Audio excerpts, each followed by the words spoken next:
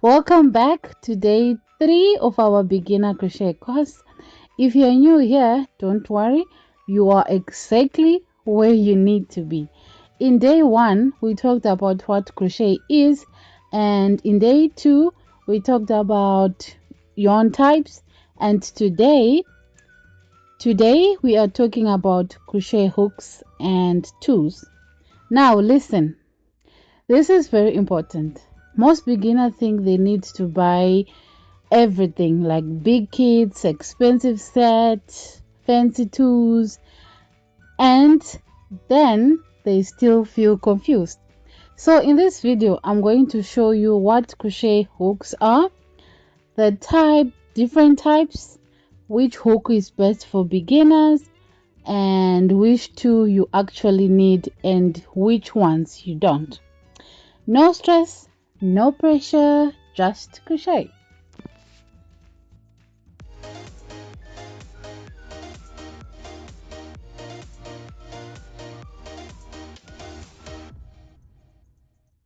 A crochet hook is a tool we use to pull yarn through loops to create stitches.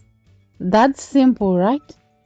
You will notice it has a handle, a shaft, and a hook at the top. That hook is what grabs the yarn and pulls it through.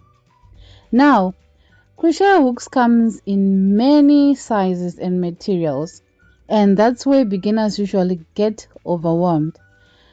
But I promise you, once you understand the basics, it all makes sense. So now let's talk about hook sizes. Right now I'm holding a 10mm hook. That is the biggest hook I've got, and I'm going to show you my favorite hook, which is the 4mm hook. And crochet hooks comes in different sizes, and the different size affects one, how big your stitches are, how tight or loose your fabric is, and how easy it is to see when you are crocheting. So smaller hooks they make tighter, smaller stitches, and bigger hooks make looser and bigger stitches. When it's small, then small stitches. When it's big, then bigger stitches. So for beginners, you want a hook that is not too small, that is not too big, and that will let you see clearly where your stitches are. That sweet spot is usually 5mm hook or 6mm hook. If you are using acrylic or medium yarn, these sizes are perfect for learning. Always check the number of the hook. As you can see, I'm holding a 5mm and a 6mm. That number tells you the size.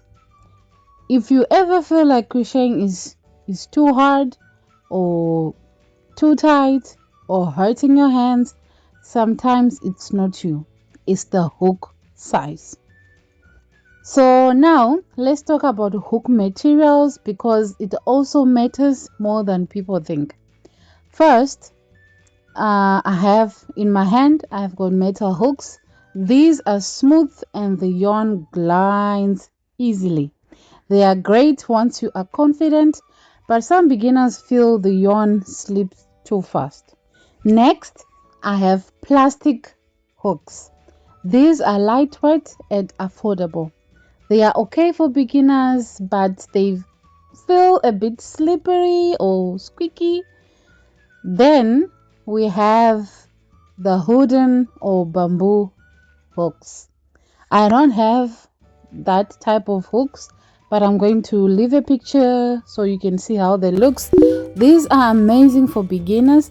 They give you control and the yarn does not slip as much, and they are very comfortable to hold.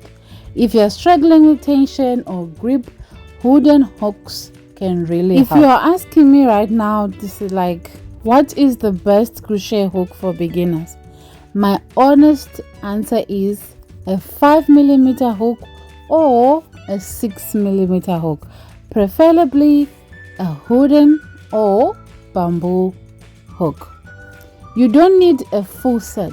One hook is enough to start learning crochet. Start simple. You can always buy more later. So now let's talk about tools.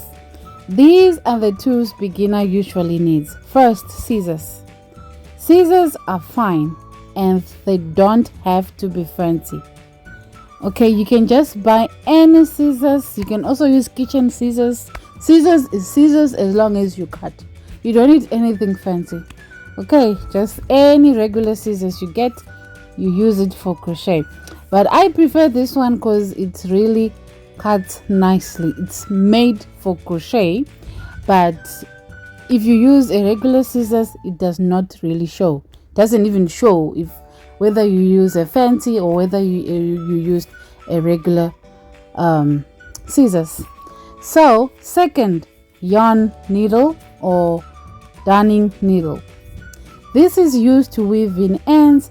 You will understand this better once we start making projects.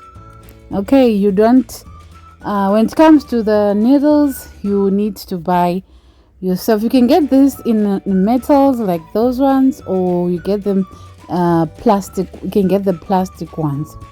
Okay, third, you need stitch markers. These help you mark stitches, especially when counting. I have two different types of stitch markers, as you can see there, but as a beginner, you don't need many stitch markers. You can use safety pins, you can use paper clips, you can use scrap yarn. That's it. That's really all you need to start.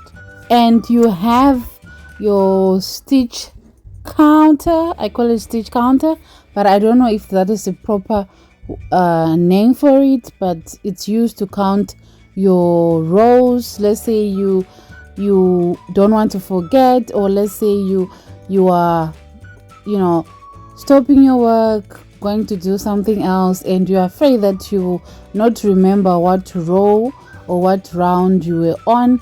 You can just put the number of the rows you were on that thing. It's very, very useful. It's not necessary, but it is necessary, if you get what I mean. Now we have tape measure. This is also important if you're a beginner, so that you measure and you get the best project. You get the best end project, and your project will be perfect. So those are the tools. Oh my goodness, those are the tools that you would need. And as a beginner, you don't need blocking boards, you don't need yarn winders, you don't need huge hook collection, you don't need expensive toolkits. Those things are nice. I'm not disputing that. They are very, very nice, but not really necessary right now. Crochet should feel calm and enjoyable, not overwhelming. Okay, so if you're watching this and feeling unease, I want you to know something. Every crocheter started exactly where you are, confused, curious, learning slowly. You don't need to be perfect.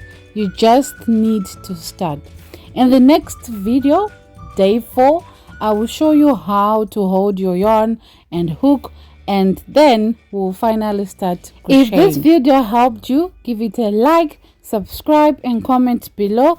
Tell me which hook you have or plan to buy. You are doing great. See you in day 4.